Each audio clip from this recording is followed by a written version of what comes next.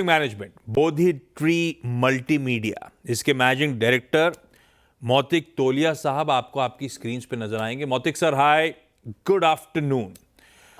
अच्छा, upfront screen पे details आएंगी। दरअसल बोधि ट्री मल्टीमीडिया के जब आज से राइट्स इशुएंस की शुरुआत हुई है, राइट्स इशू खुला है सब्सक्रिप्शन के लिए और 28 अप्रैल को बंद होगा। मौतिक सर, पहले तो राइट्स इशुएंस की डिटेल्स क्या हैं, किस तरह की फंड रेजिंग की आप लोग तैयारी कर रहे हो? सो टोटल फंड रेज है 45 करोड़ का। शेयर प्राइस जो हमने रखा हुआ है राइट एंटाइटलमेंट से, इट्स अबाउट ₹8।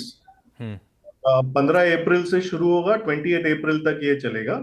और 4:9 के रेशो में जो एग्जिस्टिंग शेयर होल्डर्स है जिनके पास आरईज है उनको मिलेगा। बट जो एग्जिस्टिंग शेयर होल्डर्स नहीं है, जो रिनाउंस हो गई आरईज, उसमें से वो लोग अप्लाई एंटाइटलमेंट आप चाहें तो सब्सक्राइब भी कर सकते हैं। जिन्होंने रिकॉर्ड डेट पे जिनके पास शेयर थे उनके पास तो वैसे ही वो राइट है।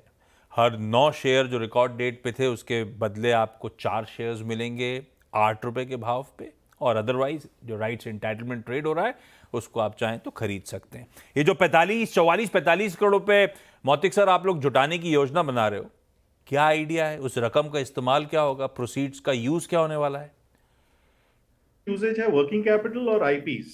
सो आपने भी देखा होगा अभी लास्ट हमारी जो मीडिया और एंटरटेनमेंट इंडस्ट्री है, उसमें काफी कंसोलिडेशन हुआ है। जैसे आपने देखा है कि जैसे जियो स्टार साथ में आ गए, फिर जी सोनी का हो रहा था। तो इंडस्ट्री में जो ट्रेंड रहा है वो है कंसोलिडेशन, कि जहां पे ब्रॉडकास्ट साइड या प्लेटफॉर्म साइड पे जो कंसोलिडेशन हो रहा है, वो सेम चीज हमारे साइड पे, which is the content creation side पे भी देखने को मिल रही है। क्योंकि अभी जो प्ले रहेगा आगे के एक डेकेड में मीडिया और एंटरटेनमेंट प्ले का, वो एक बड़े स्केल पे होगा। तो बड़े प्लेयर्स या एक सर्टन स्केल के प्लेयर्स ही सरवाइव कर पाएंगे एज पर आवर अंडरस्टैंडिंग, क्योंकि वो सारा मार्केट का अभी डिसरप्शन हो रहा है।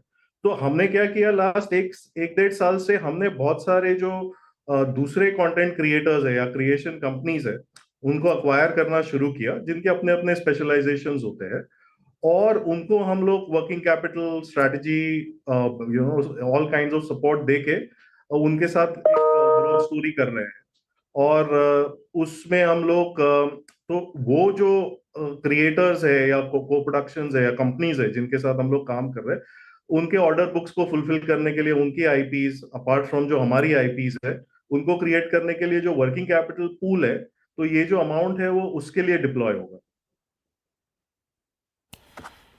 ओके अच्छा, आपने मौतिक साहब समझाया कंपनी कंटेंट क्रिएशन में है, तो रेवेन्यू ब्रेकअप कैसा? क्योंकि मैं आपकी आने से पहले वेबसाइट टटोल रहा था, उसमें तमाम नाम थे, Netflix, Soni, Sun TV, news sport, जी टीवी, वूट, सबके लिए आप कामकाज करते हो।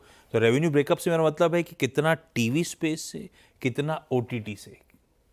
सो एट प्रेजेंट जो ब्रेकअप वो है 50% टीवी से है, 50% ओटीटी से, which is how the business is.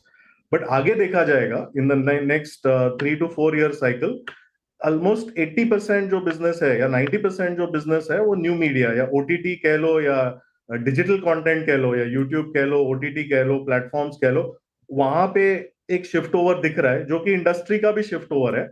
और बिकॉज हम लोग इस ट्रेंड के लिए पोजिशनड है, हमने काफी काम ऑलरेडी कर चुके हैं ये स्पेस में over the last 4 to 5 years। We had the first mover advantage in that. अभी तक हम लोग 16 से 17 वेब शोज बना चुके हैं, यूट्यूब चैनल्स चला रहे हैं। हमारे लिए इसमें एक्सपेंशन करना और ग्रोथ करना एक इंटरेस्टिंग स्पेस है हमारे लिए, और जो हम लोग अभी कैपिटलाइज कर सकते हैं। तो प्ले जो सारा होगा आगे जाके वो न्यू मीडिया का प्ले ही होगा, और उसकी जो आईपीज है और उसका जो कंटेंट है वहां पे हमारा फोकस होने वाला है आगे जाके। क्योंकि आप तो सब ओटीटी ओटीटी की चर्चा करते हैं सर, किस तरह के ग्रोथ प्लान्स हैं ओटीटी स्पेस में? किस तरह के डिमांड ट्रेंड्स नजर आ रहे हैं? किस तरह का क्लाइंट कॉन्फिडेंस नजर आ रहा है? इस समय मूड है कैसा? सो इट्स वो दिस स्पेस इज जो हम देख रहे हैं वो बहुत आई मीन 2 डेकेड में आप भी ये इंडस्ट्री में रह चुके हैं। मैंने ये वाला जो ट्रेंड था मीडिया में वो 2 डेकेड पहले देखा था, जब टेरेस्ट्रियल से सैटेलाइट ब्रॉडकास्ट शिफ्ट हुई थी सारी इंडस्ट्री, और वहां पे काफी डिसरप्शन हुआ था।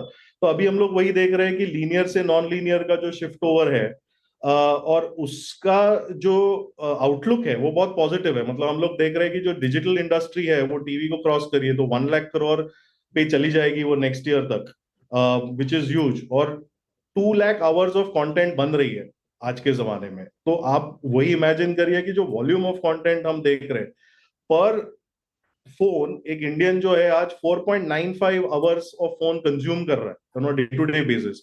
तो ये 3 स्टेटिस्टिक्स से ही आपको समझ में आ जाएगा कि डिमांड फॉर कंटेंट आज के जमाने में कितना आज है, और वो आगे जाके अब 1 ट्रिलियन मोबाइल फोन्स का जो हमारा इकोनॉमी होने वाला है वो कहाँ से कहाँ जा सकता है, और उसके लिए जो कंटेंट का जो रिक्वायरमेंट है, और बिकॉज अभी वो लॉन्ग टेल हो जाएगा तो अपने अपने हाँ, अपने अपने नीश के हिसाब से लोगों को कंटेंट देखना पसंद होगा।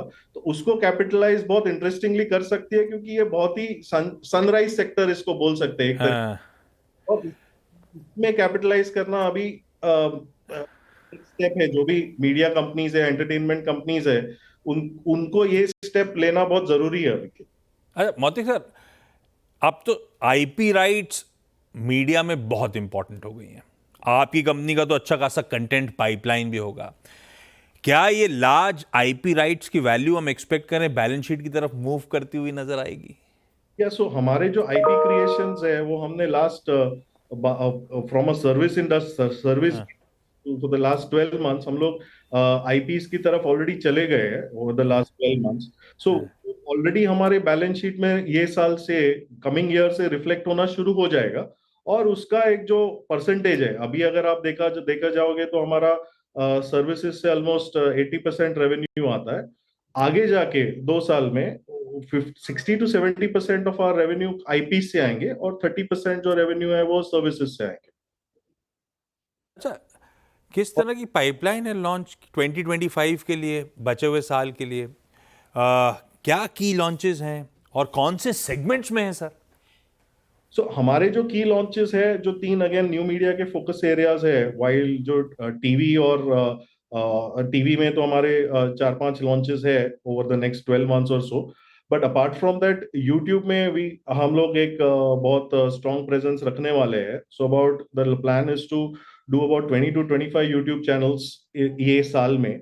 Apart from that OTT channels के साथ हमारे आईपी डील्स क्लोज हो रहे हैं, जहां पे हमारा 8 से 10 आईपीज हम लोग लॉन्च कर रहे हैं मल्टीपल ओटीटी प्लेटफॉर्म्स के साथ ओवर द नेक्स्ट 12 मंथ्स और सो। सो ब्रॉड पाइपलाइन ये है कि about 15 to 20 products coming out, जिसमें कि 70% ऑफ द कंटेंट का जो आईपी है वो हमारे पास होगा, 30% का जो है वो प्लेटफॉर्म्स के पास होगा जो हम लोग सर्विस करेंगे।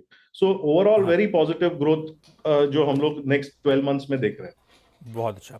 अब जाते जाते एक आखिरी सवाल, समय भी कम है मेरे पास।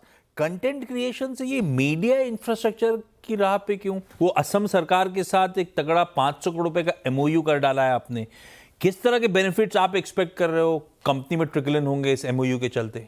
हमको ये रियलाइज हो रहा है कि हम लोग 2 लाख घंटे का कंटेंट तो क्रिएटर्स बना रहे हैं अभी, लेकिन उसको सपोर्ट करने के लिए हमारे पास मीडिया इंफ्रास्ट्रक्चर है नहीं।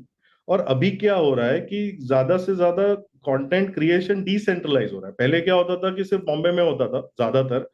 अभी क्या हो रहा है कि क्रिएटर्स हर पार्ट ऑफ इंडिया, मतलब regional content almost 45% of the content है जो बन रहा है, और वो बढ़ने वाला है।